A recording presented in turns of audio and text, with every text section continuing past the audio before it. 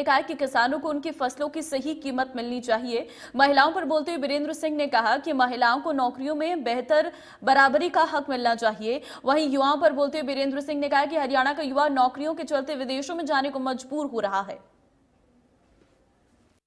किसान की बात है कि इसकी 3600 रुपए कर दो तो कहते हैं कि महंगाई बढ़ जाएगी। ये समाज इन बातों को समझने की जरूरत है। अगर हम इन बातों को समझ के अपने हकों की लड़ाई लड़ना सीखे तो फिर आपको इंसाफ, कोई किसी की सरकार हो आपको इंसाफ मिलेगा। अब आप एक बात बताओ, क्योंकि भाई हर 4 महीने के बाद 2000 रुपये किसानों को मिलेंगे। हमको एक ख्याल नहीं चाहिए किस बात का एहसास है 2000 रुपये देके साल में 6000 रुपये देके आप हमारी कीमतों को डबल कर दो। हम आपसे ना यूरिया के खाद की सब्सिडी मांगेंगे, ना बिजली की सब्सिडी मांगेंगे, ना बीज की सब्सिडी मांगेंगे।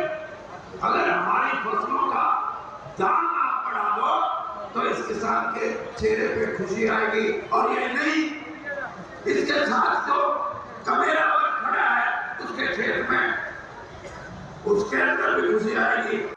मैंने कहा मैं तो ये सोचता हूं कि जितनी भी महिलाएं नौकरियों में हैं उनकी तनख्वाह आदमियों से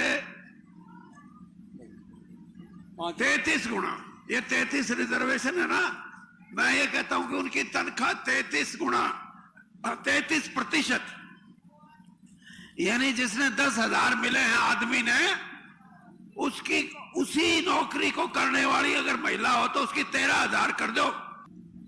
मैं ये कहता हूं कि जब उनकी आर्थिक अवस्था मजबूत होगी, लोग सारे न्यू क्या करें कि सास जो है या करे खराबा, जिसकी सासू खराबा करे वह बहू तो कह तो मरेगी और क्या कुछ और करेगी।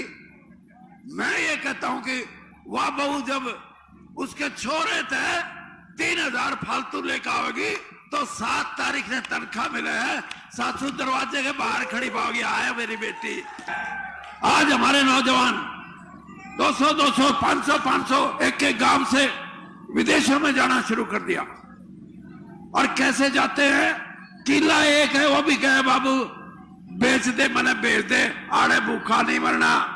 मैं ये कहता हूं कोई भी सरकार हो, किसी की सरकार हो, हमारे बच्चों के भविष्य का ख्याल नहीं रखेगी क्या? हमारे को गरीबी के डर से हम देश छोड़ के भाग जाए? मैं ये बात क्यों कह रहा हूं आपको? मैं इसलिए कह रहा हूं कि मुझे कभी इस बात पे सोचने का मौका मिलेगा तो मैं एक बात आपको आज कह के जा रहा हूं कि जो बच्चा पढ़ाई के लिए जाता है या किसी रोजगार के लिए विदेश में जाता है, उसका पासपोर्ट, उसका वीजा, और जिस देश में जा रहा है वो सरकार ये कहे कि इसकी गारंटी दो, तो वो सरकार हमारी गारंटी दे। और जब वो 6 महीने साल जब तक उसको कोई काम ना मिले, उसको 5-7 लाख रुपए उसकी गोद में डाल के दे।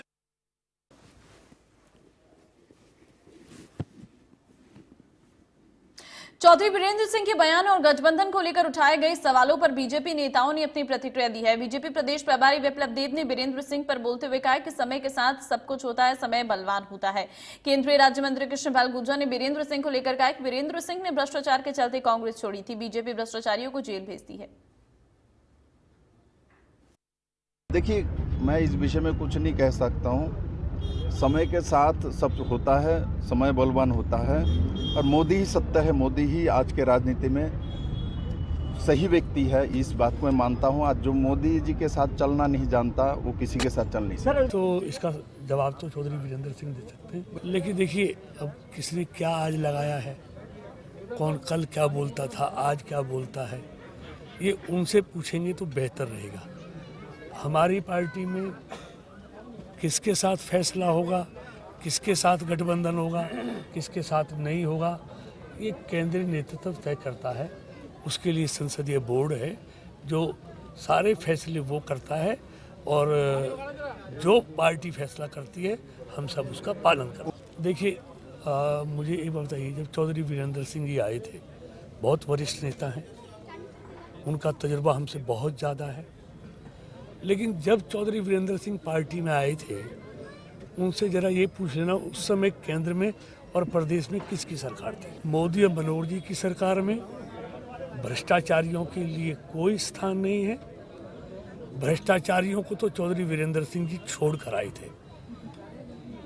उनके जिस पार्टी में वो पहले थे, उस पार्टी में कैसे मंत्री लाखों करोड़ों के घोटाले में जेल जाते थे, उसके कारण से वो कांग्रेस को छोड़कर आए थे। भारतीय जनता पार्टी में भ्रष्टाचारियों के लिए, घोटालेबाजों के लिए कोई जगह नहीं है।